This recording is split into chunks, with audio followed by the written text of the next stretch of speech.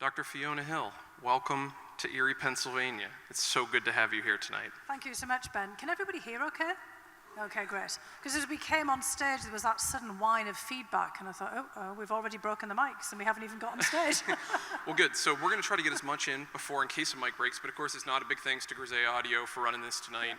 Events like this we know are tough to manage because of this great audience. Look around, so many people here, and especially what a wonderful opportunity to have hundreds of high school students here to learn.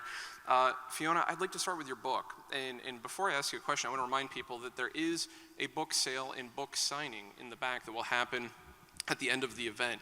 So you have a chance, if you don't already have a copy of this must-read book, to get one and get it signed by its award-winning author here. There is nothing for you here. Now, the New York Times called that an arresting title, and a lot of attention's been paid. Tell us the story of why that title, how it came to be. Well, look, I think that title, maybe for quite a few people in the audience, might be very familiar. It's what my father said to me in 1984 when I was leaving school in, a place like Pennsylvania in the northeast of England, County Durham, a little bit south of Newcastle on Tyne, which used to be the center in the United Kingdom of coal mining. It was one of the major steel producing centers as well. And, from the 1960s onwards, there was basically a massive decline. And then in the 1980s, when Margaret Thatcher came into office in the United Kingdom, she embarked on a major program of privatization. And one thing that people probably don't fully process is that in the north of England, every major industry was nationalized. So the north of England was a little bit like the Soviet Union, which is probably counterintuitive for everyone here, because of course, the United Kingdom is a capitalist country, and people tend to think of the big businesses that have emerged out of Britain. But this was an artifact of World War II. So in the United States in World War II, of course, a lot of major production here got shifted over, to making tanks and airplanes. The automobile industry in Detroit and places like this shifted.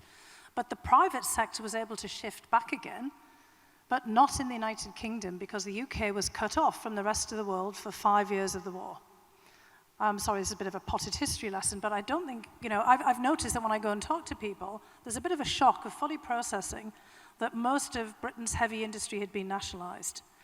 And because the north of England was the cradle of the railways, the steelworks, the shipbuilding, and the coal mines that fueled all of this, because it was the cradle of the Industrial Revolution. And lots of my ancestors came over here to Pennsylvania and Ohio and New York and New Jersey, to work in all the industries here as well. When the war ended, the owners of all of these countries, of these companies, had been wiped out, so the government stepped in. So everybody I knew worked for British something, the nationalised industry: British coal, British steel, British rail, or the National Health Service. My father had worked for the coal industry. He'd been a miner. All of the mines started to close down in the 1960s. He couldn't find a job because he really didn't have any qualifications. My dad's 2 certificates from school, which he left at 14, was one a certificate for good handwriting that he got in grade school. He was very proud of that. And his second certificate was for very good attendance at Sunday school at the local Methodist chapel until he was age 11. And as we used to quip to my dad, well, maybe you could go and, write out the sermons for the minister, Dad, with your nice handwriting or something. But he basically didn't have any qualifications. And so when the mines closed, there was no reskilling, no retraining. He ended up working for the National Health Service for the local hospital as a porter, basically an orderly. And in a different, life, because the care economy is obviously pretty big here in Pennsylvania as well, University of Pittsburgh Medical Center, all the big hospitals that have grown up, maybe he'd have retrained and become a nurse. My mother was a nurse, but men didn't do that, certainly not in the 1960s and 1970s, although there are plenty of male nurses now and plenty of opportunities to retrain. But this is really the whole backdrop. So my dad and my mum, who'd left school at 16 and went on to be a nurse, really wanted me to get an education, and my sister to get an education. But the problem was, if I got an education, where was I going to go and what was I going to do with it? And in 1984, the year that I left school, it was the backdrop of the miners' strike in the United Kingdom, the biggest strike since 1926 general strike. There was 50% male unemployment in my town, which meant that rates of unemployment were even higher because most women didn't work. I mean, my mum, like many other women, had dropped out of the workforce to raise kids because there's no, healthcare. There's healthcare, but there isn't any childcare. And there was a 90% youth unemployment rate. It didn't mean that everybody would never have a job, of course, but when they left school, 90% of kids didn't have a job to go on to, be it vocational training or apprenticeships. But I was one of the lucky ones that I'd got a place to university. But my dad said, well then, the term of endearment in the north of England is pet, sweetheart, pet, honey, So my dad said, well, look, there's nothing for you here, pet. You're going to have to, if you get an education, you're going to have to go somewhere else. So that was the genesis of the story. And of course, you don't like being told that you're going to have to leave and go somewhere else. And I always wanted to go back. I hadn't actually really wanted to leave the north of England, but I also wanted to go into national security and Russian. And it wasn't exactly a lot of opportunity, even under the best of times in the north of England, although my home area had been, and this is an interesting point, twinned with the Donbass region of the Soviet Union since the 1920s. And I told some of the students about this earlier.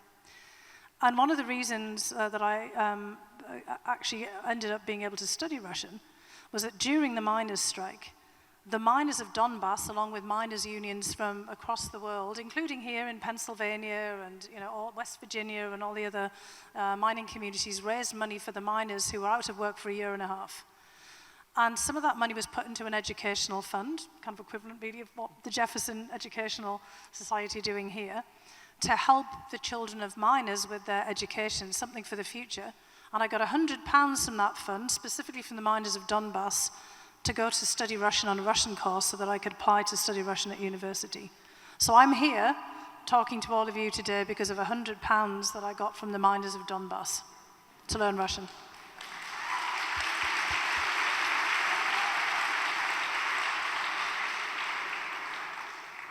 And so here to talk to us about your observations, experience, insight, knowledge with Russia, I'd be remiss if I didn't mention your other book, Mr. Putin, Operative in the Kremlin. Let's talk about Putin for a second. Regarding him in February, you told Maria Reynolds in Politico, every time you think he wouldn't, would he? Well, yes, he would. And you're talking about nuclear weapons, the use of nuclear weapons, and you added, and he wants us to know that, of course. It's not that we should be intimidated and scared. We have to prepare for those contingencies and figure out what it is that we're going to do to head them off. Let's start with the hardest question, maybe what's top of mind for most people. Are we headed toward World War III? Is Putin going to use nuclear weapons? Well, part of the way that we frame that question when you say about World War III makes people immediately think of nuclear weapons, because that's, of course, what was the major event of World War II. But in many respects, and I've said this publicly in other settings, and I explained it to the students earlier, we are in a World War III-like scenario. Take the nuclear weapons aside for a moment, just to think about the structure of the war that we're in. Now, Yuri, who introduced me, is actually from Ukraine, from Ivano-Frankivsk in the western part of Ukraine, towards the border with Poland. Think about Poland for a second. In 1939, Hitler invaded Poland, having just annexed also through the Anschluss Austria and taken the Sudetenland, disputed territories, only disputed because Germany wanted them, from Czechoslovakia, and then invades Poland. And the whole initial part of World War II, until the United States came in after Pearl Harbor, was all premised on how to get German forces out of Poland and out of the other territories that the Germans invaded. So it wasn't thought of at that time to be an absolute world war with all the kind of knock-on ramifications. It was getting one country out of the territory that it had basically annexed or invaded next to it. The same thing had happened in World War I. Now, my granddad fought in World War I all the way from 1914 to 1918. He had the misfortune of being just that perfect age when they called up, and he seemed to be somewhat invincible. He'd gone through the entire thing in the Royal Field Artillery, and the stories he had from the war were something else. But the war there in World War I was also fought it was a very narrow focus of the war, as all of you know. It was also fought because Germany decided to invade Belgium and France, and the war was fought to get the Germans out of Belgium and France. It was primarily fought in Flanders. It wasn't fought in Germany, But it was thought of as a world war because after a period, Turkey got in on the act, the Ottoman Empire, there were all of the European land empires were there, and you had great powers taking different sides in the war, and there were knock-on effects because there was the collapse of the Ottoman Empire, creating the kind of modern Middle East that we see. And this is the kind of thing that's happening here now. So if you take away the ideas of absolute war, nuclear Armageddon, you see that structurally we're in the same position. And in fact, we're fighting over some of the same things. Putin is basically saying Ukraine doesn't exist. Ukraine shouldn't exist. And that Ukraine didn't exist until 1922, when Lenin and the Bolsheviks, after the Russian Revolution, created the Soviet Union and created a separate Ukrainian Socialist Republic. Now, a lot of Ukrainian historians, and there may be many people here whose ancestors are from Ukraine, would take issue with that because there was always a Ukrainian heritage and a culture and a language and a deep but very complicated history. But that's basically what Putin's saying. So he's taking us back to that period at the end of World War I to try to erase Ukraine. He's saying there's no such thing as Ukraine, and Ukrainians and Russians are one and the same people. Hitler, of course, said that about Germans and Austrians. He said, the Anschluss, they're German-speaking, they're all Germans, and the Germans of the Sudetenland are Germans, so therefore they should be part of the same state. Now, of course, I've just put to one side the nuclear issue. I have to bring it back again. What's Putin up to there? And that takes us again full circle to a couple of other major incidents in global affairs. One, of course, the Cuban Missile Crisis of 1962. We've got the 60th anniversary of the Cuban Missile Crisis. Putin's raising the Cuban Missile Crisis as an issue all the time, and everybody's writing articles about it, including my old boss, Graham Allison, who wrote one of the most famous books about the Cuban Missile Crisis, Essence of Decision, and he's writing lots of op-eds about this now. And also the Euro Missile Crisis of the 1980s. And I decided to study Russian against the backdrop of the Euro Missile Crisis in 1983, 1984, because we figured that we were on the verge of nuclear Armageddon, so we've come full circle. But the root of the Cuban Missile Crisis and then the Euro Missile Crisis was very different from what we're dealing with now. In the Cuban Missile Crisis, the United States had moved new categories of missiles into Turkey. And so the Soviet Union under Khrushchev reciprocated by putting weapons in Cuba. And then there was all the secret diplomacy to remove them. In the Euro Missile Crisis, both the United States and the Soviet Union had developed new intermediate nuclear weapons. The SS-20s for the Russians, or the Soviets, and the Pershing missiles for the United States, and were basically placing them in Eastern and Western Europe, respectively. Nothing like that is happening now. The United States doesn't have new weapons that it's placing anywhere.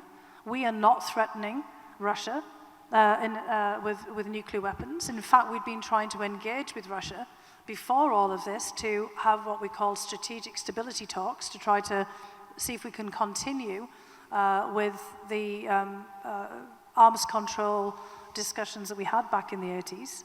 Yes, the United States had pulled out of the INF Treaty, but that was because Russia was violating it, but we wanted to have new discussions with them about nuclear weapons. So what Putin is trying to do is use nuclear blackmail. It's not about strategic issues. It's not about the United States and our nuclear position. It's all about Ukraine and Ukraine not existing. So Putin's basically saying, if you don't hand over Ukraine, I'm going to blow it up. Well, he's already blowing it up anyway with drones and major shelling and attacks on Ukraine, trying to reduce the place to rubble. But he knows from the Cuban Missile Crisis history and the Euro Missile Crisis that we're all terrified about nuclear weapons, rightly so, because, and he referenced this, the precedent of Hiroshima and Nagasaki. Now, he's using that, and he said this in one of his speeches, the United States set the precedent of using nuclear weapons to end a war in 1945. But of course, ever since then, we've all agreed that a nuclear war or the explosion of nuclear devices is so horrific that no one should ever use it. And in fact, Putin signed an agreement with President Biden after the meeting in Geneva before the war started, basically saying, and there was also signing of these similar documents to the United Nations, that no one should ever use nuclear weapons, that nuclear weapons should never be used. So he's just violated this completely, because what he's trying to do is blackmail us into stepping back and giving up on Ukraine. So it's nothing like the Cuban Missile Crisis, it's nothing like the Euro Missile Crisis, and it's just pure nuclear blackmail. Now, the problem is, as I said to Maura Reynolds, I've said before, Putin's the kind of guy that if he's got something nasty, he'd like to find a way of using it, but he wants to make sure it'll have the effect that he wants. So he's poisoned people with polonium, with Novichok, these nasty substances. He's done that, and people fall out of windows regularly in Russia. There's all kinds of assassination attempts. We said, lots of people said he won't invade Ukraine. He's invaded Ukraine. People said he wouldn't send troops through the Chernobyl exclusion zone. They went through the Chernobyl exclusion zone, shaking up all of the radioactive dust from the nuclear fallout from Chernobyl in 1986.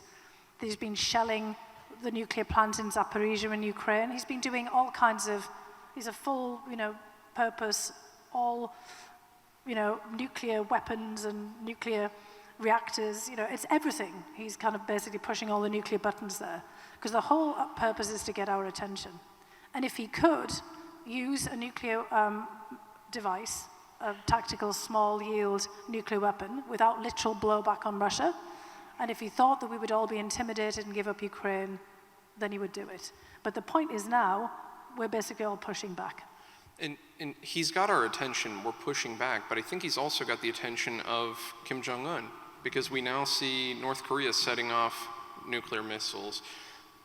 Is Putin considering this? Has he thought of the ramifications that his actions are having in the East when it comes to this? Because I think there might be somebody else out there that wants to get our attention right now. Yeah, you're absolutely right. And I think Kim Jong-un must be very frustrated because he's got South Korea's attention and Japan's attention and probably China's attention, but the rest of us are not really paying as much attention as we would be normally to this. One of the things to bear in mind when President Trump came into office, the biggest crisis he had to deal with was actually North Korea. And although you might, debate about the way that he did it, I think he actually deserves a lot of credit for deflecting Kim Jong-un from firing a missile in our direction, which everybody was anticipating. They thought he'd try to take out Hawaii or Guam or Micronesia or something. And, Trump engaged him on all the the back and forth, the little rocket man, the love letters, and we all forgot about it for a long time. And suddenly Kim Jong-un is looking around going, hang on a second, Vladimir Putin's now taking all of the attention here. As you said, I've got to get back in on the act. And so this is one of the major problems from Putin's nuclear saber rattling is everybody wants to get in on the act. It's no longer just the United States and the Soviet Union who are nuclear powers. China obviously is, France and Germany isn't, France and Britain are. But there's also India and Pakistan. Turkey would like a nuclear weapon. Saudi Arabia has talked about having a nuclear weapon. But the point is Putin doesn't care at this particular point because what he cares about more than anything is getting a grip on Ukraine. And this shows us even more about how much he's focused on Ukraine. Because prior again to the invasion, the Russian government was pushing arms control negotiations. They were pushing really hard. They wanted to have a return to these discussions. They wanted to get the United States to think about reduction of nuclear weapons. They wanted to engage China on this as well. And now it's all thrown out the window because Putin is so focused on Ukraine. Is this an opportunity to strengthen U.S. and China relationships? It could be. And I'm always like an optimist. I keep getting told by my colleagues who study China, don't get too carried away here. But we know that the Chinese are not very happy about this because we also know that they were very unhappy when North Korea was basically going rogue and Kim Jong-un, and they actually worked with the United States, somewhat behind the scenes, perhaps not as much as we'd have liked at the time, but certainly more than one would have anticipated to try to calm things down. And I think one of the reasons, getting back to the point about diplomacy, that Putin hasn't used a nuclear weapon and has been more cautious of late is because the Chinese would be very unhappy about him doing that. Because it upsets the entire strategic balance in the Asia-Pacific region as well. So for all of the Model UN students, the whole hope had been before that the United Nations would focus on basically banning and outlawing nuclear weapons. And there were countries like Sweden that were actually leading in the forefront 2 or 3 years ago to have a pledge of a ban on nuclear weapons at the United Nations. And that's, again, also out the window because Sweden is now joining NATO, which is an overtly nuclear alliance. And if you talk to Swedish leaders, And they say, yeah, we were doing that 3 years ago, but times have changed. That's the problem. And this is not good for China either, because if other countries in the Asia-Pacific region, where China is the dominant nuclear power, go and look at what's happening in Russia and look at what's happening in North Korea and decide that they want nuclear weapons, that shifts the balance entirely. And the whole point that Putin is making is that you can't do anything to me when I've got a nuclear weapon. I can bully my neighbor, I can attack my neighbor and invade my neighbor, but the only protection then is for you to have a nuclear weapon yourself. And so Putin thought he was going to take Ukraine in days, and here we are 8 months later. What was his biggest miscalculation in the early days? What is his biggest miscalculation today? Well, I think that those miscalculations are pretty much the same. One of which, and I think the primary one, was he didn't understand Ukrainians. He basically thought of Ukraine as Soviet-era Ukraine and didn't realize that there are actually people there who think quite differently, have had 30 years of independence, and that Ukraine is a very diverse and non-hierarchical place. I mean, Ukraine, for many people here, I've got some other colleagues from Ukraine who would basically say the same thing. For a lot of people, Ukraine always seemed really messy politically. And people would be head slapping and go, they can't get their act together. That's the strength. That's what we're like as well. It's the strength of democracies. It might look like our weakness, but it's also our strength. That all of us here, in theory, not all of us, but most of us could be president. We were like, well, why not, we all have our ability to do things. In Russia, it's a very narrow vertical of power. It's not just an authoritarian system, but there's just always one man in charge. So Putin figured if he got rid of Zelensky, Ukraine would disappear. And so his whole view, his miscalculation at that very beginning was he didn't think of Zelensky as a real Ukrainian either. And I've explained this to people before because Zelensky is Jewish. And Putin isn't anti-Semitic, but Putin's view is that if you have a particular identity, a singular identity, that's how you identify. I mean, all of us here have multiple different identities. And, we're all Americans. Some of us may be immigrants, some of us, may be here since time immemorial. Some of us might not have wanted to come here, but we're all now in this together. And that's how Ukraine is. That's not really how Russia is. So Putin assumed that Ukraine was still essentially like Russia. He had tabs on oligarchs. He thought that Zelensky could be manipulated, for example, that his Ukrainian identity wasn't very deep. So that was his first miscalculation. He didn't think that Ukrainians would fight back. The second mistake was overestimating his own power and the power of the Russian military, and we all overestimated that one as well, by the way. I was getting briefings from colleagues saying, well, it will be over in a matter of weeks. Putin obviously thought that, because we'd all assumed that the Russian military had really transformed itself over the last 10, 15 years. When you remember when Russia went into Georgia in 2008, it was still actually operating the same way that it would have done in World War II. Sending in the tanks and kind of classic World War II style war. And actually, they didn't do as well as you would have think they would have done, even though they actually crushed Georgia. And afterwards, after 2008, there was a lot of soul searching, a lot of reforms in the Russian military, and everyone assumed that they'd turn things around and that they were a global military force. Well, that hasn't proved to be the case, and a lot of the problems that people identified in the Russian military is still there. And so the Russian military did not perform anywhere like Putin anticipated. Now he's throwing all these new recruits at the military and assuming that it's going to somehow perform better. So he's miscalculated Zelensky, he's miscalculated Ukrainians, he's miscalculated his army. What about the Russian people? Are they still behind this effort? Are they behind this effort? And how long might he anticipate he could keep them behind this effort? Yeah, he also miscalculated on us, and I'm sure we'll probably get to that as well. I mean, he anticipated that none of us in the West would do anything because we were all so wrapped up in our own political infighting or whatever it would be, or we were addicted to Russian gas and oil and their business and money and all the rest of it, so we wouldn't do anything. But with the Russian people, Putin was hoping that this would be a rerun of 2014. So in 2014, or before 2014, Putin's popularity was dropping.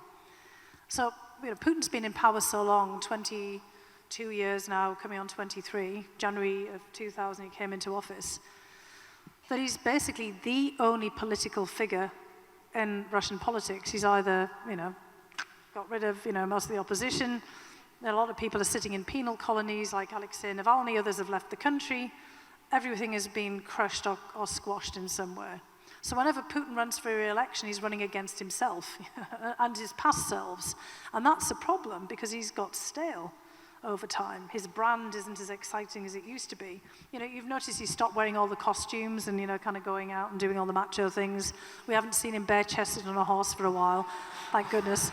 But, there's also, you were kind of, I think one of our professors here said people kept sending him posters of Putin on a, bareback on a horse, it's kind of, this is not what he does anymore. So he's got to be constantly reinventing himself. And in 2014, when the annexation of Crimea happened, his ratings went through the roof, off the charts, 80%, 88%. It was universally popular in Russia, even among people who'd been critics of Putin, because there's this perception, this feeling in Russia that Crimea belonged to Russia.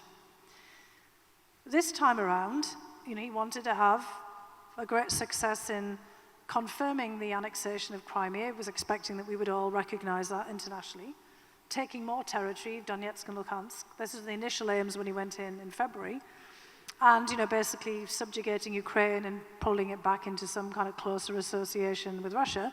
Anticipate it be over in a week, popularity would be back up, and then in 2024 he's got to run to be president again. Running against himself again, but it means he has to be popular.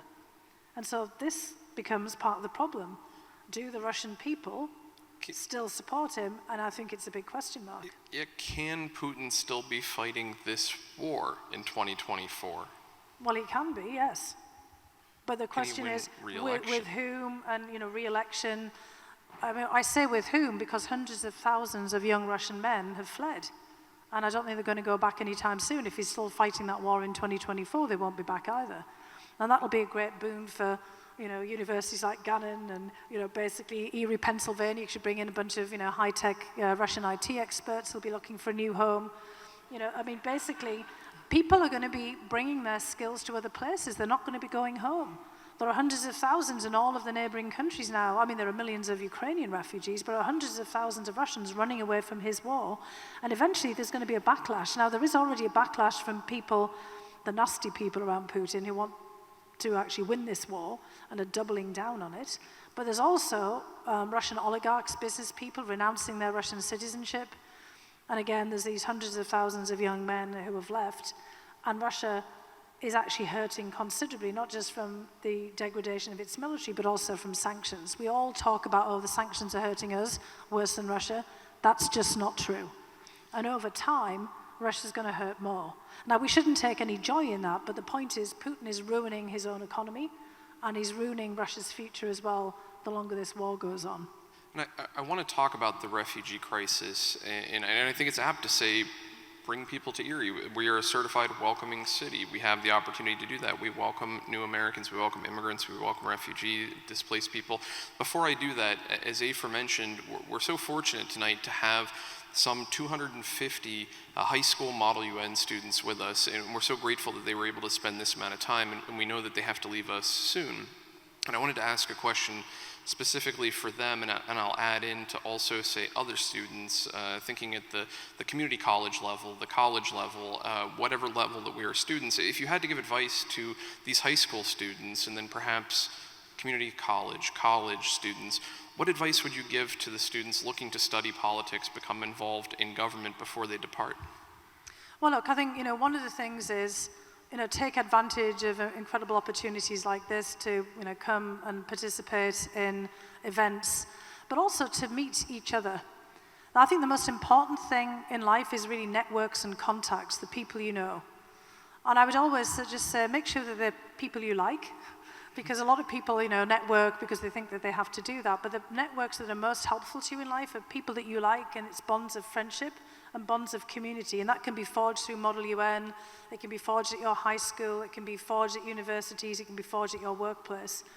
But the most important thing at all is to operate within a community. Nobody makes it on their own. I mean, I already mentioned I got £100 from the miners of Donbass, to basically go and study Russian. You can get, basically some assistance from the Jefferson Society or local kind of community groups. Always look out there for opportunities, but the main thing is to being really aware of what's happening around you. I mean, I decided to study Russian because there was a war scare. I hope some of you here will decide to study Russian because of what's happening here as well, and to get engaged in international affairs. You can do it in all kinds of ways. You can do it in the workplace as well. My dad was a coal mine. He was super interested in everything that was happening. The person who encouraged me to actually study Russian was my Uncle Charlie, who was just an ordinary working class guy. He'd worked in factories and in steelworks, and he'd had actually some really nasty industrial injuries. He was crippled with emphysema, by the time he got to his old age. But he was always reading widely. He was the most prolific writer of letters to our local newspaper. In fact, it became a bit of an embarrassment. Oh God, Uncle Charlie's got another letter in the newspaper. But they were always really interesting because he was reading and engaging with things the whole time. And when the local newspaper, the Northern Echo, wrote his obituary, Charlie Crabtree, the greatest letter writer of all time, because he'd written something like 250 letters to the local newspaper, but all about things like Soviet Union and British politics, and just showing that ordinary people could be politically engaged no matter what they were doing. And so I think that, one, that's such an important lesson, the power of persistence and not giving up.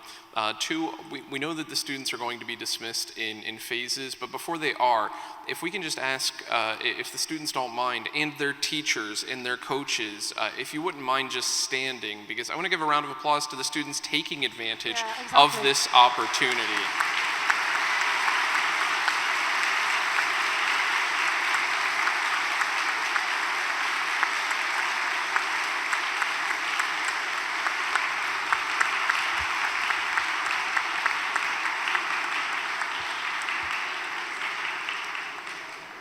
And I'd be remiss if I didn't also thank my alma mater, Gannon University, where I had a chance to actually work as a student on the Model UN, the oldest, still continuously running Model UN in the country.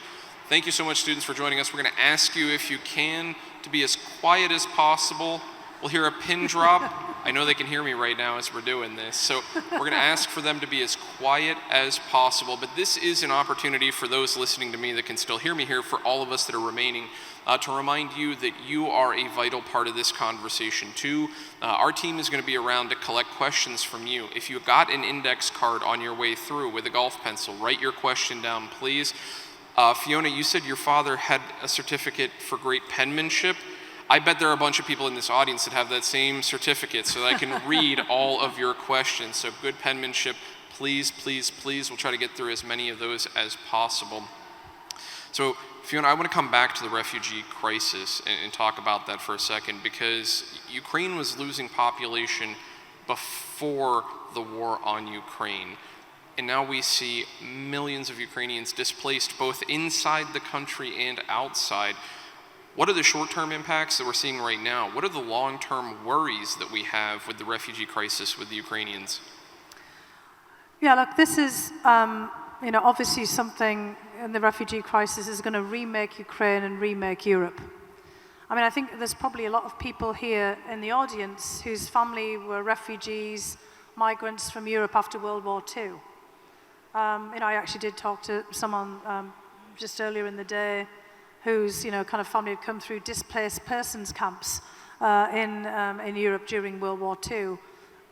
War always remakes. That's why I was talking about the World War, construct. Again, it totally remakes places. World War II remade Europe. People moved around. It also remade the United States. So many people, came in here, from the war and remade communities like Erie, Pittsburgh, for example, and many others. And, a lot of countries also struggle. I mean, I'm a product of that as well, of brain drain. If you can't keep people in the community, you've had this, problem in Erie and in Pittsburgh where, the places shrink down because there's nothing for you here. Even if there might be something here for, some people, there's not enough for everybody. People leave and then they don't be able to come back again. Now, Ukraine, in the 30 years of its independence, had actually been building up a reasonably vibrant economy, but there was, still issues. And about 1 million Ukrainians had gone to work in Poland already, in the last 30 years. Ukrainians were everywhere. If you went to Silicon Valley, all of the Russian-speaking high-tech, IT and other specialists actually happened to be Ukrainian. That was kind of little-known fact. It's one of the reasons that Ukraine hasn't crumbled under the weight of all the cyber attacks, because a lot of the people who were, working for the companies that pushed back happened to be Ukrainian. And kind of the Putin didn't think of that one. He just assumed that because everybody speaks Russian, they're Russian, but a lot of people are Ukrainian. And, there was Ukrainians, in the UK, all over Europe as well. Now, as we said, 8 million at least, and increasing, mostly women and children in Europe now, and then even more displaced internally in Ukraine itself, which is hollowing out various cities. Talking to one of my colleagues who's a demographer, they already pointed out, because of low birth rates, that Ukraine's population had declined from 50 million to 40 million in 30 years since independence, and could likely end up at 20 million as a result of this, because people don't have children during wartime. And if they do, they tend to be, they're not having large families. And now we've got so many, men dying on the front. If you look at, World War I, my granddad was the only person from his class to come back from World War I. It's a very small village. Because he joined the Royal Field Artillery, and everybody else had gone to another regiment, the Durham Light Infantry, that had been wiped out in one of the battles. And that's of course happening in Ukraine as well. So many people dying at the front, and then women and children ending up elsewhere, and they might not go back. Some might remarry, and all the the knock-on loss. So this is really going to be part of the way we're going to have to sort of think about Ukraine and its development in the future. But, the same thing, for a different reason, is happening in Russia, as I mentioned before, which is something that you'd think, Vladimir Putin would, someday wake up to, because birth rates had been dropping in Russia as well. And the kind of peak of the population growth had long passed. And Russia was also looking at a period of decline and also enormous brain drain, because a lot of people don't want to be in Vladimir Putin's Russia. And, we all struggle with that. And I think that this is going to be something that we're going to be paying an awful lot of attention to in the future.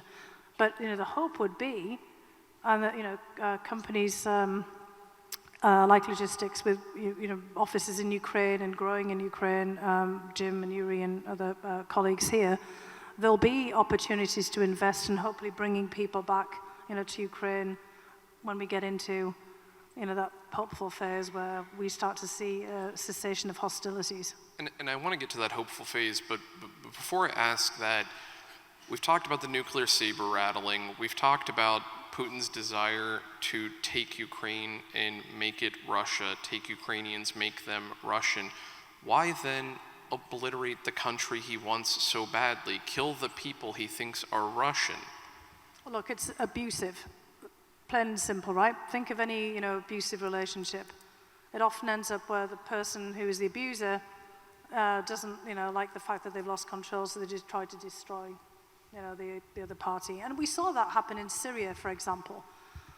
During the Syrian civil war, Bashar al-Assad, with the aiding and abetting of Putin and the Russians, laying to waste Aleppo and all cities, because if the opposition weren't going to be cowed and weren't going to capitulate, then they may as well all be destroyed. And Putin's point is, if you won't admit to being Russians, then why should you exist, is basically what we're seeing here. And the other thing is, you haven't asked me this question, but there's this weird, of course, for all of us looking at this, propensity for Putin to constantly call the Ukrainians Nazis. And it's not just about World War II. What it is Putin is basically saying that a Nazi is a radical nationalist. And there were there was examples in World War II of nationalists from Ukraine, but also from the Baltic states and other countries as well, fighting alongside in very small numbers with the Germans, who were trying to manipulate their national sentiments, frankly, to kind of bring down the Soviet Union. And so Putin's using that as kind of a part of an excuse, but his whole point is, if you were denying that you're Russian, when you're Russian speaking, therefore you're a Nazi. It's not whether you're a National Socialist or you're a neo-Nazi or a fascist, it's just that you were denying your Russianness just like, these partisan, fighters in World War II did in Latvia and Estonia and in Ukraine, and therefore you need to be destroyed. Now he's discovered, to his surprise, the entire country, including Russian speakers, are fighting against him. So he's trying to punish, collective punishment, and teach them a lesson. So he's calling certain Ukrainians Nazis. He says Zelensky's not Ukrainian because he's Jewish. He hasn't said that explicitly, but that's his view. So is that carrying any weight with the Russians? Is his messaging carrying weight still? Or are people tuning it out, or are they still fully bought in? Well, the hundreds of thousands of people who've fled somewhere else have obviously not been buying this. Look, I think there's a complex psychology at work here. When any group is under attack, or you perceive yourself under attack, you tend to rally round, which is of course what's happening in Ukraine. But Putin has been very successful in convincing Russians, or the bulk of Russians, because 60% of people in Russia, particularly on the older side, get their news from television. And if you'd been listening to Russian television or radio day in, day out, you wouldn't know what to think. And it's the people who have access to the internet, use the internet, have VPNs or watching YouTube, who are thinking very differently. And a lot of the people who are leaving have been getting their news from elsewhere. They don't buy into this at all. But they don't see themselves as the other, who've been watching the news, are getting this message that they are not the aggressor. The United States is at fault. NATO is at fault. Russia was provoked. There's a lot of people here believe that as well. That, it's our fault that they did this. And so they're believing here that, Russia had no choice. So sometimes you get on interviews, Russia had no choice, Russia was provoked. If we hadn't done it, Ukraine would have attacked us, or NATO would have attacked us. The United States wanted to bring us down. So that viewpoint has been pretty prevalent.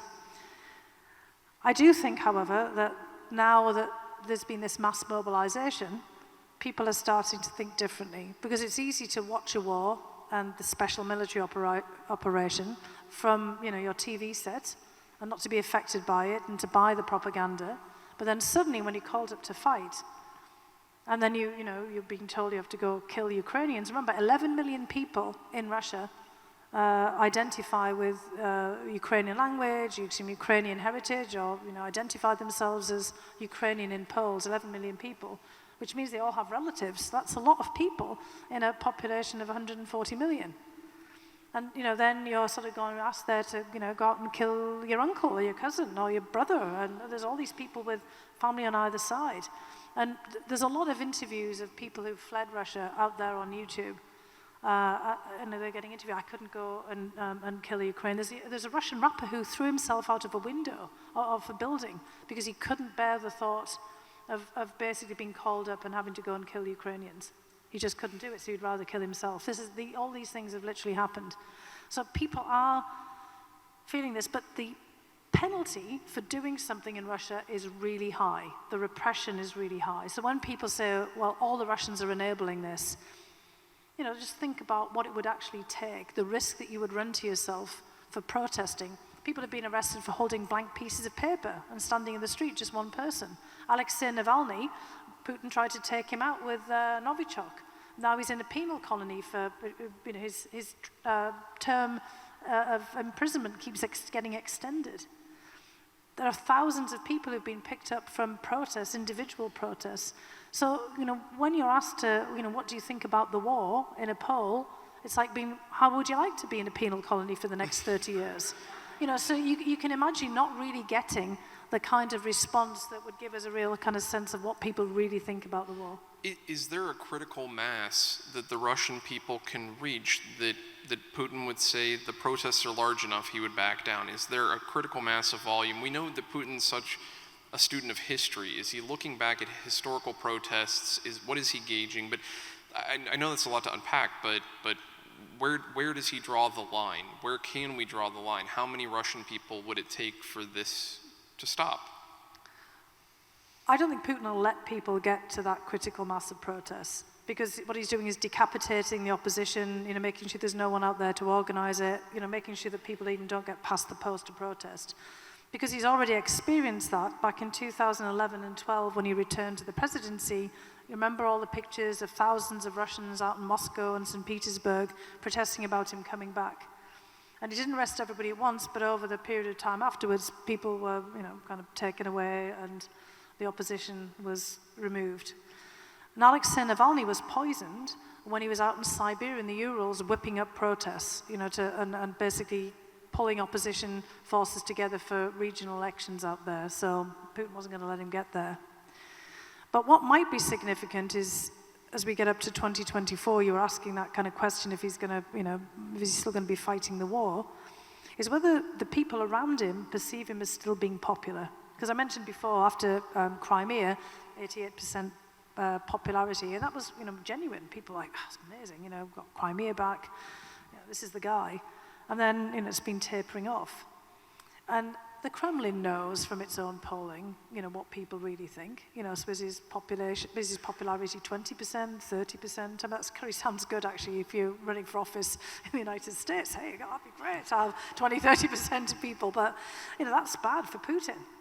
And so if the people around him perceive that he's weakened, that's when it could get risky. So there could be a move from within the military, for example. There's hundreds of generals have been killed because the Russians don't have non-commissioned officers. So they've been sending the generals to the front who've been dying. There's, as I mentioned before, these business people who are incredibly unhappy. There's all the technocrats who are running the economy who are really unhappy because the economy is going to tank. And so could there start to be some kind of pressures, that kind of critical mass? They realize he's unpopular. They know that people would otherwise be protesting. People are protesting with their feet by fleeing, and you're getting, the country getting hollowed out. As we move on, would people start to put pressure on him? So I want to stay with the messaging for a second, but I want to go back to something that you had mentioned earlier, which was Putin's justification of nuclear weapons. Well, the U.S. has done it. We've opened the door. We could do this. This isn't the only message he's pointed or used the U.S. for. The U.S. invaded Iraq, it invaded Afghanistan, it stepped into the Middle East and former Yugoslavia, particularly Kosovo, in the conflicts in the 90s. This whataboutism from Putin, is it carrying any water? Well, it does internally, and sometimes it does here as well. I mean, he's got a point on Iraq. I mean, if you remember, the French, the Brits, there was pretty much nobody of our allies was supporting us in Iraq because it was a huge mistake. Now, other instances like Afghanistan was more explicable, including to the Russians, but the Russians and people around Putin couldn't understand what we'd done in Iraq. They just couldn't get it. They thought we'd just gone in there because of purely regime change, very cynical, because they didn't realize that we could delude ourselves with our intelligence. They actually gave us so much more credit for being, basically strategic geniuses. So they thought that there must be, some other hidden motive. And that's actually one of the things that, Putin's always convinced that we're out to get him because of Iraq, 2003, if we were going to overturn Saddam Hussein when he didn't have weapons of mass destruction. And then, they see what happened in the Arab Spring, Mubarak, Gaddafi. Putin, watched the video of Gaddafi being shot in the pipe over and over and over again, and he always worries that's going to happen to him. And so, that does fit into it. Kosovo, for example, when the United States recognized Kosovo, the Russians protested and said, we will use that precedent, and they did when they invaded Iraq just months later. Georgia, Iraq on the brain. Actually, didn't George W. Bush do that at one point? He said, anyway, the Russians didn't invade Iraq, but they invaded Georgia in 2008. And then they immediately recognized Abkhazia and South Ossetia and basically said that was because you recognized Kosovo. So there's always looking for some kind of precedent there.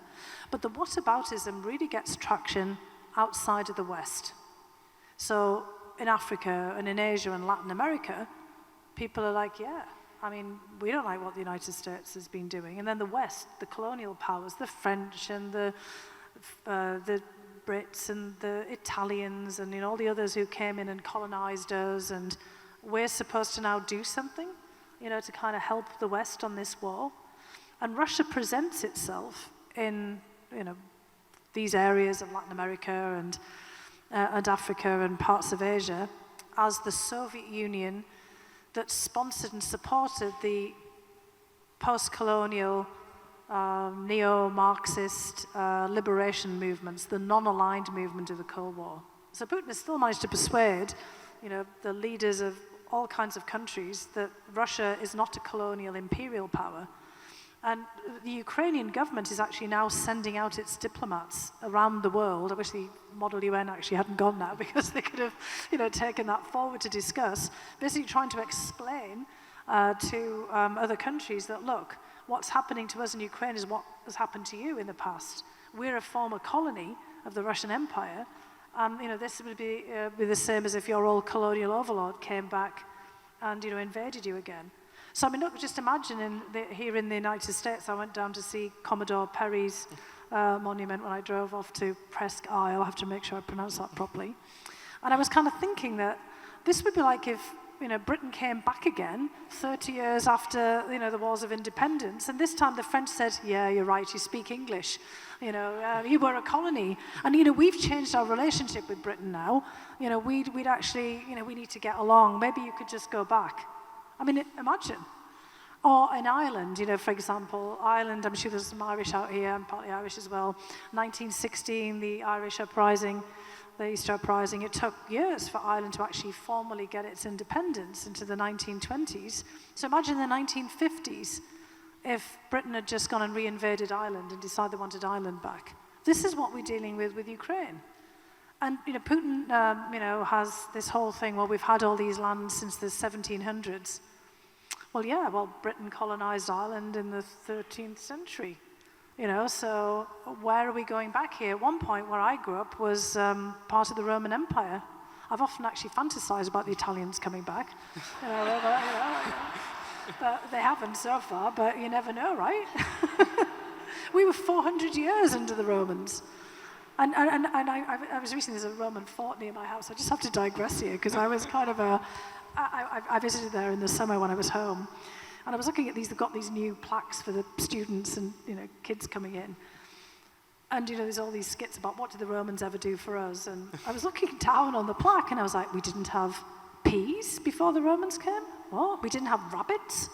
We didn't have parsnips and turnips? And I knew we didn't have potatoes because those came from Peru. But, I was looking down here, I was like, bloody hell, what did we eat before the Romans showed up? Apparently nettles and nuts. So, I was actually, I just think what we'd have now, with the Italians, coming. and the aqueducts and everything else that the Romans have given us. So, I know, exactly, you see? Sometimes some empires, So really sharp audience questions as usual, and I think that everyone here can get a certificate of good penmanship. So I want to start with this one, and it's asking NATO's response, NATO's role right now, and then NATO's response and role if Putin uses nuclear weapons. No, great questions. Now, of course, Putin was telling everybody a while back that it was all because of NATO, and you've noticed he's kind of dropped that a little bit. And he's partly dropped that because, of course, Finland and Sweden are now joining NATO, and Sweden and Finland didn't want to join NATO before. They wanted the idea that they could at some point, but they actually didn't want to join. And I mentioned that about Sweden because they didn't want to have nuclear weapons. They didn't want to be part of a nuclear alliance. So, the very fact that Sweden and Finland are joining is actually proving here that, kind of suddenly NATO is seen as valuable for collective defense because of something that Russia itself has done. So the messaging on NATO has become more clear than before. This isn't about NATO expanding because the United States is trying to force countries into NATO. It's because people, the countries that wanted to join NATO early on, thought that it was important for their own security to be part of a mutual defense pact. And of course, the first movers of countries that wanted to join NATO in the Cold War, after the end of the Cold War, were Poland, Hungary, and the Czech Republic, because Czechoslovakia had split up. And those are the three countries that were also invaded by the Red Army during the Cold War. One of my colleagues is always saying that the Warsaw Pact had a tendency to invade itself because, the Soviet Union was always sending the boys in whenever anybody wanted to do something different. So Hungary, 1956, Czechoslovakia, 1968, and then in Poland, basically encouraging General Jaruzelski to impose martial law, kind of a sort of self-coup, to stop the Red Army from going back in again. So NATO has become more relevant in many respects than it had been before as mutual defense. Now, that's not necessarily a great recipe of the future, and when it gets to that second part of the question, You know, NATO obviously is a nuclear alliance, but I think it's very clear that nobody wants to respond to what Putin is doing by the use of nuclear weapons, because we've all made commitments not to use them. And again, that precedent, the horrible precedent of Hiroshima and Nagasaki, we've spent all of us 70 years, you know, basically saying this is reprehensible, we should never ever do this again. And, you know, so there will be a lot of pushback, but it won't be, I don't think, on the nuclear realm. And again, we're trying to get that message that we should go back to trying to re-establish nuclear stability. NATO should be part of that, but not responding in kind. The other issue too is, of course, that Putin has been telling everybody, including in other parts of the world, that this is a proxy war by NATO and the United States against Russia. And you've got very prominent people saying this, that we are using Ukraine. Not that Ukrainians have any agency, they're fighting for their own independence and freedom, but we're using them. So I do think as well NATO has to tread carefully, because the more that NATO is overtly used, the more that this feeds into this narrative that Putin's been telling everybody somewhere else. So that we have to, I think, tread very cautiously on that one. So sticking on nuclear, this person's asking, what is Putin doing with the nuclear facility in Ukraine? What is he up to there? Sorry, just have a quick glass of water there. Well, it's not just one facility, it's multiple facilities. First of all, there's Chernobyl. And Putin is right that people are terrified about Chernobyl. I will raise my hand and admit to being that. Because when I was a student in St Andrews University in Scotland in 1986, the radioactive plume came over us. And I had to take iodine tablets as well as all the other students for months. And they, you know, throughout all of the milk from the local farms, and lots of sheep were killed because the, you know, radioactivity got into the, you know, the grass and the soil, and it went over Scandinavia as well as over Belarus and Ukraine and into Russia itself. And, you know, Chernobyl gives us all shudders, and I can't even watch the series on Chernobyl. And I also had friends in Ukraine. One of my closest friends, his father was one of the medics who was sent to Chernobyl to, you know, basically treat everybody, and then eventually died of leukemia. So, I mean, you know, there's a horrible legacy of Chernobyl, and Putin has deliberately set all of us on edge again by sending Russian troops through there, because he wants to show us that he just doesn't care and that this could happen again. And the shelling of Zaporizhia, the biggest nuclear plant in Europe, not just in Ukraine, it's also a third of Ukraine's energy supplies, electricity supplies. That's handy, you know, it takes it off the grid. But it's also meant to scare us. And of course, now he's got the head of the International Atomic Energy Agency, Mr. Grossi, kind of going out and meeting with him. It's a way of kind of putting pressure on Ukraine, forcing negotiations, which is about, you know, kind of making the nuclear facilities safe, as if Ukraine is equally guilty for what he's doing here. There's another a nuclear reactor, Yuzhny Ukrainsk, that's been shelled as well. As I said, he's an all-purpose nuclear menace at this point, because he's trying to scare all of us. And he knows that he's, you know, pushing our nuclear buttons, that we're all frightened of, you know, we had nuclear accidents here in the United States, there's been nuclear accidents in other places, Fukushima in Japan, Germany's terrified now about nuclear power.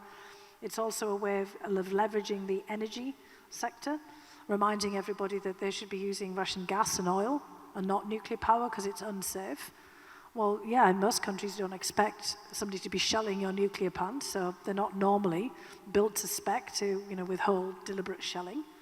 And so the French nuclear plants are probably not at risk, but, you know, the whole point is, you know, to basically suggest that nuclear power is also vulnerable, which is also ironic because Russia was one of the major providers of nuclear power plants. They were going to build one for Turkey, and they just designed these small nuclear reactors, floating nuclear power plants, and we're trying to sell them to everyone. So I guess Putin doesn't care about that either at this particular moment. So you just brought up Turkey, and that's one of the audience questions, is what is Russia's relationship with Turkey right now? Well, Putin's trying to play with Turkey. I mean, there's a historic relationship between Russia and Turkey. I think, you know, Russia and Turkey fought more wars than, you know, maybe France and Germany over the centuries.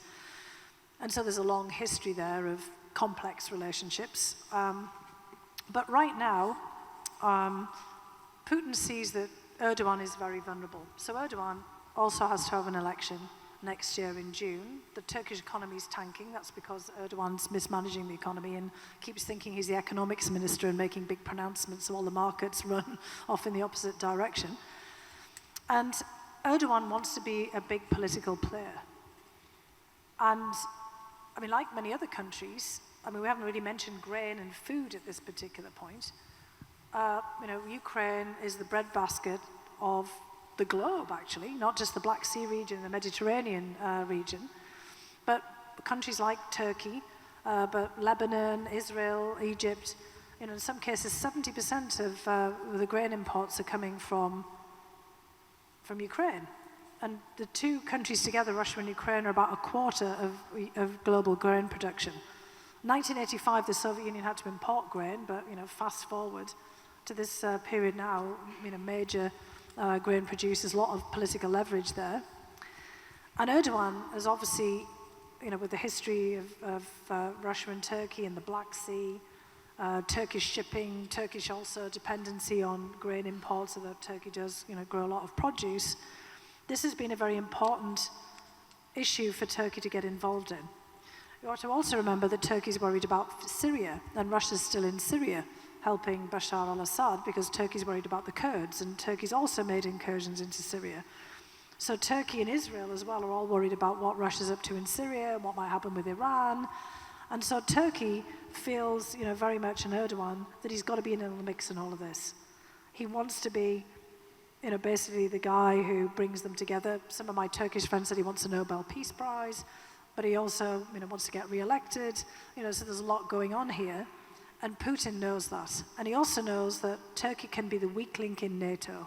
And Turkey can be a weak link for the Europeans as well, given the previous refugee crisis. So Putin's trying to play with Erdogan. Erdogan thinks he's, actually the guy there negotiating everything, but Putin actually thinks he can use Erdogan and use the desire that Erdogan has on all of these fronts to his own purposes. So it's a very complicated relationship. And so in thinking of the negotiations and conversations, several questions up here, and I'll sum them up into this. Can this war be ended diplomatically? Yes, it can, but Putin has to be willing to compromise.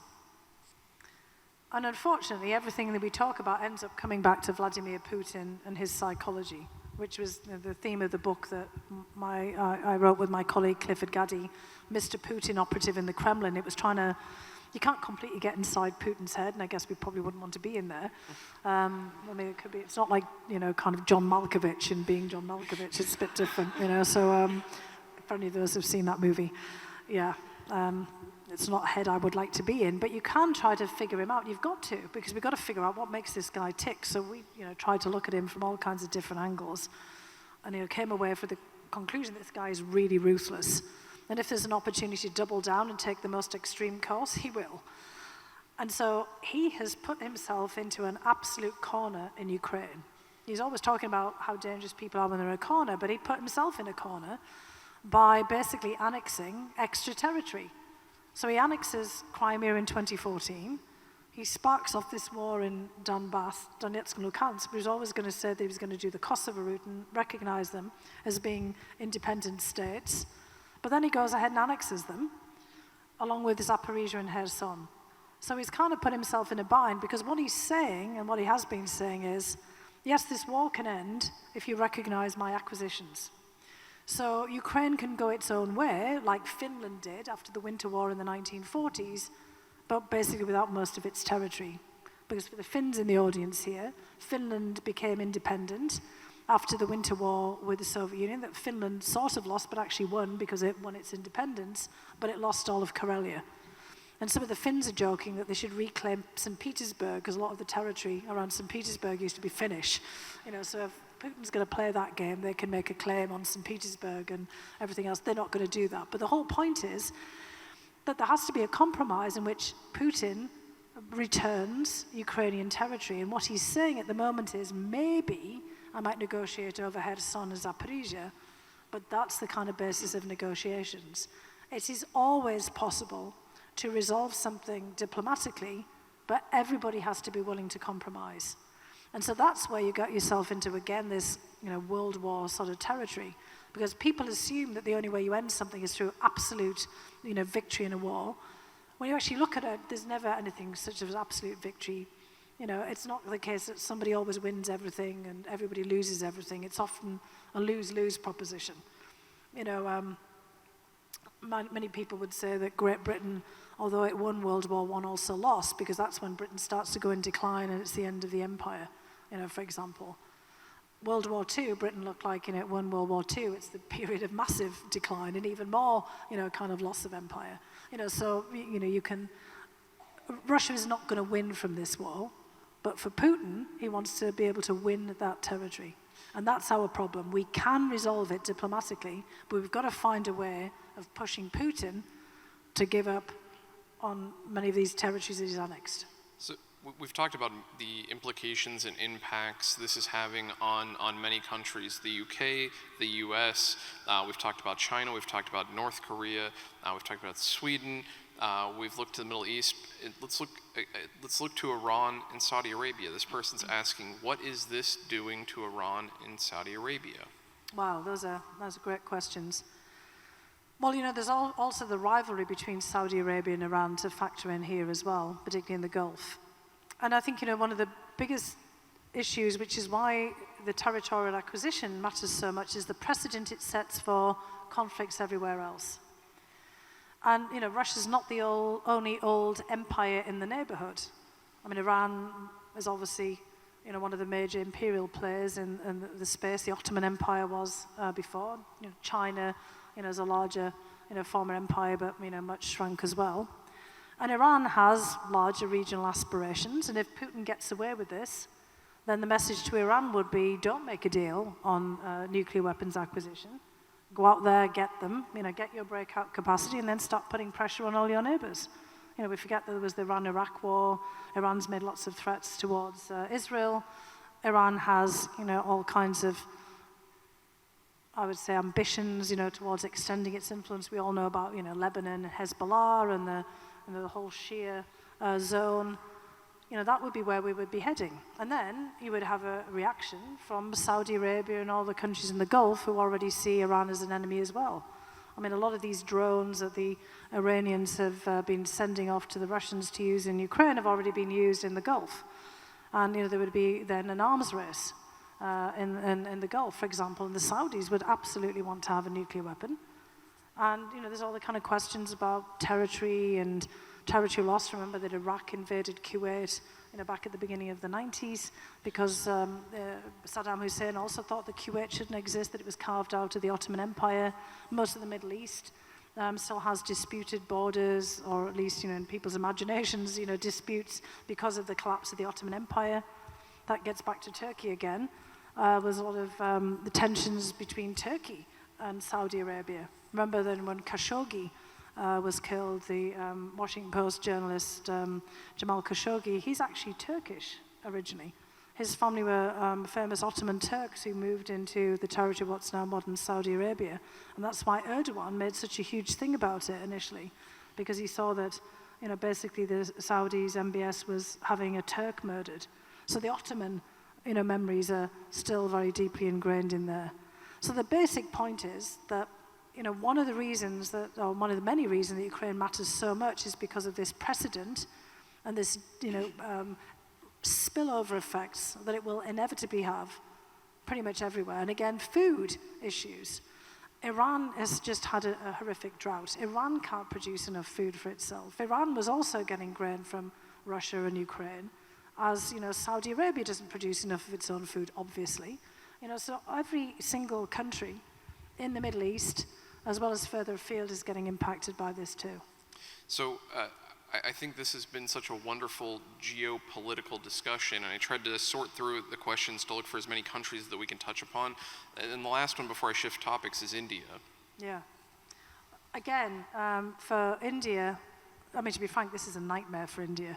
We've got one of our colleagues here who is a professor at Gannon from India. And India's relationships with the Soviet Union go back decades. There was a very strong Soviet-Indian friendship during the non-aligned movement. But Soviet Union and then Russia have been the major suppliers of arms to India. And India feels that it's in an existential crisis, just like Japan and South Korea feel with China. there is disputes between India and China in the Himalayas, not just between India and Pakistan over Kashmir, but probably most of us haven't noticed there was an actual exchange of fire and some pretty high casualties between India and China a couple of years ago in the Himalayas over this disputed territory. And India is paranoid that this could happen again, and they previously wanted Russia to help them against China. That's not going to happen, because we now see Russia all in on China and looking for China's support. And also, India is not going to get a lot of help with spare parts for its Soviet era and Russian weaponry and equipment, because Russia's burning it all up on the battlefield in Ukraine and cannibalizing, a lot of its equipment. And if Russia wants to replenish its own arms, it's not going to be able to keep selling them to India. So India's in a real bind. And we noticed that Modi, in a recent meeting with Putin, said, look, this is a time for peace, not war. The Indians are not supportive of this conflict. They had, no beef with Ukraine. They're very worried about it. They're worried about the future with China, whether China will start being not just heavy-handed with Taiwan, but also with other disputes, including with them. And they worry, very much about nuclear proliferation. It upsets the strategic balance between India and Pakistan as well. So this is a nightmare. And we are obviously trying to work on the diplomatic level, getting back to the point about diplomacy. I personally think that diplomacy could really work if we had all of the countries banding together within the United Nations. So, if we could get to a point where India didn't feel that it would have to abstain from votes, but actually voted in favor of votes for Ukraine, that would be significant. But India would have to feel that it was also having its security guaranteed. So we have an awful lot of things to work on here. But I do think that Vladimir Putin will be pushed towards having to make some kind of compromise if he actually sees that all of the 35 that abstained, actually are opposed to the conflict and the war as well. With China, again, I'm not so confident that would be the case, but I don't think that the Chinese are enjoying the direction of travel in this at all either. And we have to bear in mind that China was investing heavily in Ukraine before the war. They were the single largest country investor, though the European Union was the largest investor, because they were also interested in agribusiness and agriculture in Ukraine, as well as Ukraine's manufacturing capacity. So, there was a vested interest in that time about seeing the longer-term development of Ukraine. Is there any truth, this person wonders, is there any truth to the rumors that Putin is dying or is gravely ill? I've always been asked this, and, it's, you might remember there was a quote from the head of the CIA, Bill Burns, recently at the Aspen Strategy Group, and he said, unfortunately, he's very healthy. So, he's looked unwell at times before, puffy-faced. I myself thought that he might be taking steroids for something. I think we're quite confident he's got a back issue. He's even, there's been public, discussion of this at points. You could take, if you had sciatica or something, some steroids for a period of time to get rid of the inflammation. And in May of this year, he didn't look good, obviously he's paranoid about COVID, hence the, meeting with people, at the end of this hall, and making people quarantine for 2 weeks. And TV crews that go to, basically interview him, they have to quarantine for 2 weeks all separately and be, constantly tested. So, the guy's got a few, germophobic tendencies there. You can't necessarily blame him. But there's not any evidence he's got anything that might be, fatal in the near. We've all got a fatal disease of aging, right? So, he's not going to last forever. But, basically, there's no particular sign at this moment that he's going to.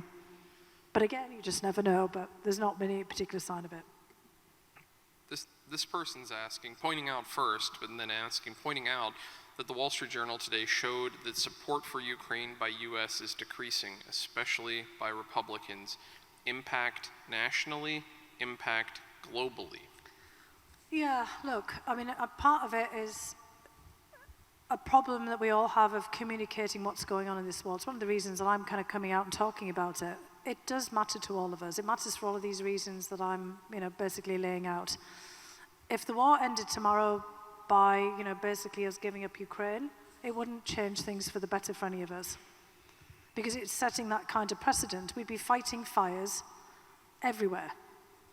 India, Pakistan, Saudi Arabia, Iran in the Gulf, North Korea, South Korea, China, Taiwan, you name it. Because Putin would have proved the point that you need a nuclear weapon to bully people, and you can invade your neighbor and get away with it. And it wouldn't be improving our food security tomorrow because he's already destroyed Ukraine's ability to plant crops for this year and for here on out. He'd be taking away a vast swathe of fertile Ukrainian land, and that would then be Russia's.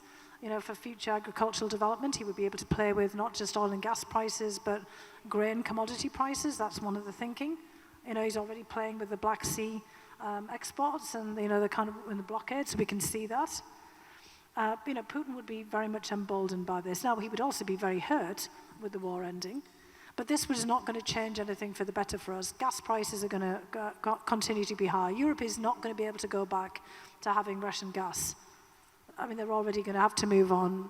The point has been made that we've made for decades to Germany, you can't put your whole economy on cheap gas because the Russians will eventually use it as leverage. They didn't believe us, it's happening. And, obviously, Russian oil, but it's accelerating transitions that were already underway. And a lot of the problems that we're dealing with now, it's a result of COVID and breaking down in supply chains, climate change. We're having, how many billions of dollars have been lost in climate disasters here in the United States? That's not because of Vladimir Putin. We've just had Hurricane Fiona, Hurricane Ian. That wasn't me. But, it's basically hurricanes are devastating the United States on a regular basis, horrific flooding, in the United States. That's not Vladimir Putin in the war. That's not about Ukraine. And we're also having to make a transition, yet again, another economic transition, like we did before from heavy industry to high tech. And we're going to have to be more competitive, and that's going to be expensive and costly. So there's lots of reasons for why our economy isn't doing as well as we would like it to, but we're actually not doing that badly. We are recovering. It's just, growth is going to be slower over time. So, whether we support Ukraine or not, some of these things will not change. But in not supporting at least continued assistance to Ukraine, we're going to have a whole world of other troubles. So we just have to accept that we've got this major war, that this is a wartime scenario, and that, one way or another, it's going to be continuing and having knock-on effects. But the problem is of communicating that and it getting politicized. And, that is, I think, our major problem right now. And, we do need to have plain speaking and the ability to come out and, talk to people and to talk about this. Part of the problem is I think there's too much mystification about foreign policy and national security. And I was actually really grateful that people like Bill Burns, the head of the CIA, actually decides to share intelligence with people and tell people the truth. They were right? He was going to invade Ukraine. He did it. And we have to have a little bit more of that plain speaking, and then I think that will help people to understand what's happening. So My voice is going here now. I'm sorry about that. So I will draw this question out to give you a chance to take a drink, and I will return to something we've talked about already, which is 2024. We've talked about it in Russia. Let's talk about it in the United States. This person is asking your analysis of Donald Trump. What do you see his future? Oh, what do I see as his future? His future. Okay. He says he's going to run. Yeah, I pretty much imagine that he will run. 2024, so there's going to be an election in Ukraine, just to be clear as well. So we're going to have a lot of elections going on. Because Zelensky will have to put himself up for re-election in the early part of the year, and in, obviously Putin will do something or other in 2024. And look, my experience of working for Trump, I can't imagine him not running, because I can't imagine him wanting to hand the baton to anyone else. So what is his future? Well, it depends on whether he gets elected or not.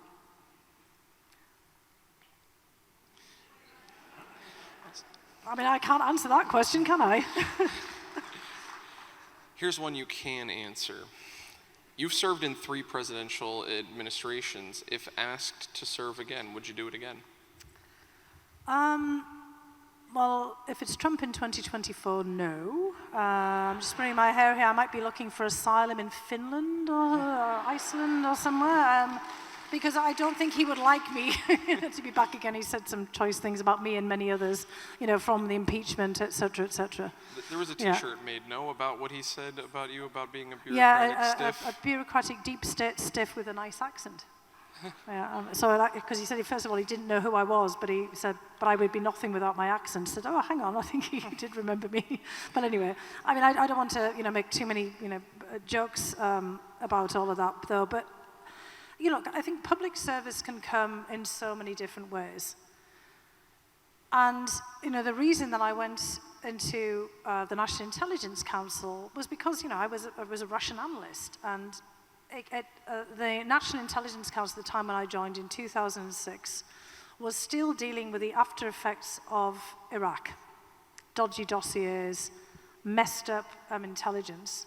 And they were trying to figure out how to bring people in from the outside to question the intelligence, to question the groupthink. And that's why I would, kind of encourage, anybody who here is a student for as many diverse backgrounds as possible to think about government service, and particularly going into the intelligence community and all of our Model UN students who have gone, because they need people with diverse perspectives who are bringing in fresh thinking to question things. And that had been the problem with Iraq in 2003, that people bought into their own analysis of the intelligence that Iraq must have weapons of mass destruction, because they couldn't believe that Saddam Hussein could be bluffing. And, they kind of thought that he actually must have, because they couldn't imagine why he would bluff.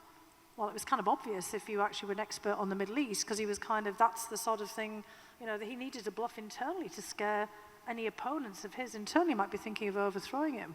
He had to bluff, against Iran. He wanted Iran to think, because after the Iran-Iraq war, he wanted the rest of the region to think he had weapons of mass destruction. It was kind of a bluff for his own aggrandizement and also as deterrence. But we didn't, we didn't see that. So they wanted people to come in. So the reason I went in there was I wanted to help contribute to basically better analysis, bringing in, my own kind of perspectives in there. The second time around when I went in was because of what had happened with the Russian attempts to interfere in our elections in 2016. And I wanted to do something about it. So in each case, when I went into the government, I wanted to do something, and felt that I had some skills that I could apply to that. But I think, again, getting back to that kind of question, when I go in again, it was like, where can you be most effective?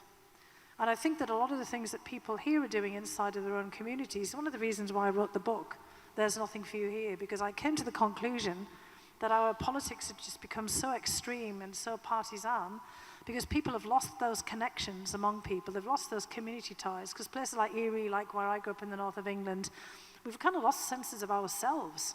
And we're kind of looking for somebody to come in and fix things, because we don't feel we have the wherewithal, the agency anymore to fix things for ourselves, but we actually do. We have to kind of dig deep again and, kind of pool our resources. So if I was asked to do public service again, I'd rather do it at the local or regional level. I mean, I worry about the nationalization of local politics, because local needs remain the same. National politics change all the time, like the weather. But, if you're sitting in Erie, Pennsylvania, your needs don't change. It's the kind of problems you have to solve here, and they require long-term perspectives. Education, bringing in new investment, thinking about how the communities can revitalize themselves. And you don't do that through fierce partisan competition. You do it by working together. And I'm not a political person in the sense of being partisan. I'm politically because in the way that I want to get engaged with issues and, figure out if things are going wrong. And I want to find a way of, figure out how all of us can work together to improve things. And it is important for our national security, because Putin invaded Ukraine because he thought that we were so feckless and fighting with ourselves that we wouldn't be able to do anything. And the Russians interfered in our election because they saw what Americans were doing to each other, and they wanted to fan the flames and to, basically fuel discord. And and the way that we stop them from doing that is we pull together. And remember that we're Americans, and so that's what I would like to do in the future, not necessarily go back and serve in the national government. And I think you have... Yeah.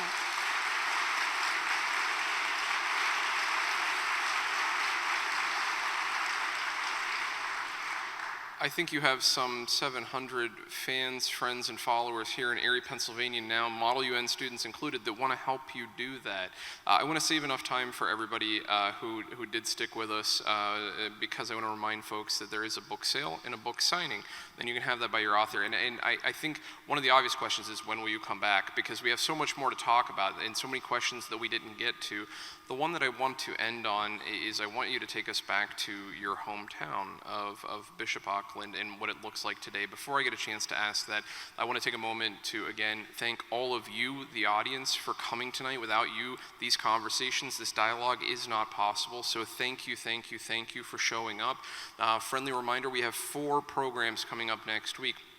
Right back at it on Monday at the Jefferson Educational Society. We'll take a look at James Madison, America's First Politician. That's the title of the book by Jay Cost. Also a book sale and signing for that one. Programming with John Austin, with whom you have a program on Friday. I do, yeah. The 11th. So John Austin, a Brookings colleague, will be here with an international panel to talk about the work he is doing on Wednesday. That's at Gannon University. Our Town Civic Foundation with the Fallows will be here also at Gannon on Thursday. Friday, we honor our own Reverend Charles Brock, one of the JES founders. He's the recipient of the Thomas B. Hagen Dignitas Award. He will talk about Milton Adams and much more about saving democracy. That is on Friday, the 11th. Again, a big thanks to our sponsors, especially including Logistics Plus for tonight's event. Big thanks to Gannon University and the entire team here that helps the events happen here at Gannon University. Dr. Jeffrey Bloodworth, thank you, thank you, thank you. And the student volunteers that do all the help too. So many thanks. I could be up here all night. We know we want to get to that book signing, so take us back. And the reason that I asked this question is that I too am the son of a coal miner, and I was born in Morgantown, West Virginia. I grew up in southwestern Pennsylvania, and while I don't live there, I still visit it. And when I return, I look for what's still the same, and I look for what has changed. And at times I'm delighted, at other times I'm perplexed, but I still go back and I still look, and I see that there's something happening there, and that gives me some hope. Take us to Bishop Auckland, your hometown. Well, look, I think my hometown, like everyone's hometown, people have a lot of pride of place, right? But they want to find purpose in the place. And Bishop Auckland, like Morganstown and many other places, had really fallen on hard times. And, there wasn't much regeneration since the 1980s when I told you there was like 50% male unemployment and 90% youth unemployment. And the town over time, as more people, kind of acquired cars, became a kind of dormitory town for people working elsewhere, like Newcastle, or some of the other larger towns. And so people just living in Bishop Auckland but not working there, apart from in the local hospital and a few kind of retails. The main street is boarded up pretty much. It's all like here dollar stores and charity shops. Some of the buildings literally fallen down. We've got trees growing out of them. And it turns out weirdly that when you're kind of looking to how you might revive that, a lot of the buildings are owned by outside private equity. I don't know whether that's also happened here. I mean, maybe that's happened as well. People just buying up, the freehold, real estate, for not going to do anything with it. So they're just, putting money in real estate. So you can't actually revitalize parts of the town. But there's been a desire all the time to do something. And what's happened in Bishop Auckland is an actual extraordinary act of individual independent philanthropy. So, what's really encouraged me here, I saw up on the screen all the sponsors. Bishop Auckland didn't really have that. We didn't have any local industries left there because they all, kind of went out of town.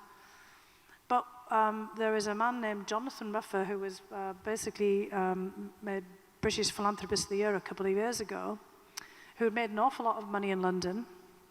He is from North Yorkshire, from not very far away from Bishop Auckland. But he's a deeply religious, committed person who believed in religious charity and a sense of personal mission. And he decides to put his money into Bishop Auckland to try to turn it around, because he sees that the place has, all this potential, historic potential. I mentioned there was a Roman fort before, and that's why I discovered that, the Romans brought peas and parsnips and turnips to Britain, but I thought we'd always had them.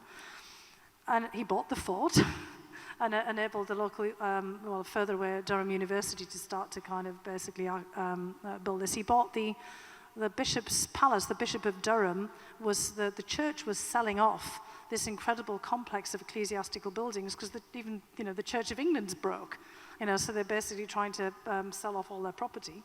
I don't know whether the churches here in Erie have been sold off and converted as well, but this is a trend in Britain because the congregations no longer have any money. And the palace, the bishop's palace in Bishop Auckland, was always sort of set aside, and when you were kids, you'd go and press your face up against the gate because you couldn't kind of go in. But it turned out it housed this incredible art collection that conveyed with the building. And a lot of it was Spanish art that had been acquired by the bishops, obviously when they had a bit more money than they have now. Because the bishops of Durham also used to have a lot of land and a lot of farms, coal mines. Now they haven't got any money, so they're selling everything off. So he buys all of this. He buys up half of the marketplace as well, old banks and old buildings that have been boarded up. And he's created a Spanish art gallery, and people are like, Spanish art gallery? And he's got a deal with the Prada in Madrid. Basically, we've got, at the moment, Salvador Dali's Christ on the Cross in Bishop Auckland, County Durham. Pretty, astounding. This Spanish art gallery is absolutely incredible. There's a tapas bar in the basement. He's opened up the castle, and he's also created this incredible show, a kind of a romp through the history of Britain with a set and thousands of volunteers from the local community that goes on in the summer with all kinds of fireworks and light shows. And he's brought in investors from all over the place to help with this, and he's put millions of pounds of his own money in. And it's got people pretty enthusiastic about this. The problem is the rest of the town, because he couldn't buy up a lot of the other buildings. And then the question is, how do you revitalize the rest of the town? And this is the big debate that you've got here, because you've got the development corporation that's going on here. So he's a one-man development corporation. It's called the Auckland Project. And I just have a look online, because it really is quite amazing. But it still raises the problem about how you bring the rest of the town back. It's given people a lot of pride. People are like, hey, we've got one of the best Spanish art museums outside of Madrid in the middle of a very strange place. And a lot of people are going, why do we have this? But it is really astounding, and school kids are going there and their jaws are dropping. And so there's something just amazing there. And it's out of the old style of philanthropy, the 19th century Carnegie, Fricks, from Pittsburgh. And he just sort of feels that you need to have that jolt. Now, not everyone can have that. You've got Mackenzie Scott, Jeff Bezos' ex-wife, giving money away left, right, and center. But you don't often have these acts of huge individual philanthropy anymore. More it's in politics, than anything else. So this is a man who's trying to transform a town. But the question is how to sustain it over the longer term, how to get the local authorities, how to get local businesses involved, and that's not quite there yet. But it's an incredible example of individual philanthropy. But, in many respects, what Erie's doing with the development council is probably, more easy for towns to pull off, but you have to figure out how to pool your assets. But Bishop Auckland didn't have any. So it was really kind of waiting around for a benefactor to come along. So individual philanthropy can play a huge role. And it's really amazing what he's doing. But businesses and, groups like yours, are really the backbone of these kinds of redevelopments. I think the new question is, in addition to when are you coming back, when are we going there? Because I think we all want to go to Bishop visit Auckland. there now. You're going to see the tapas bar is great. So analyst, historian, storyteller, award-winning author, Dr. Fiona Hill, thank you for joining us for Global Summit 2022. Thank you. Thank you.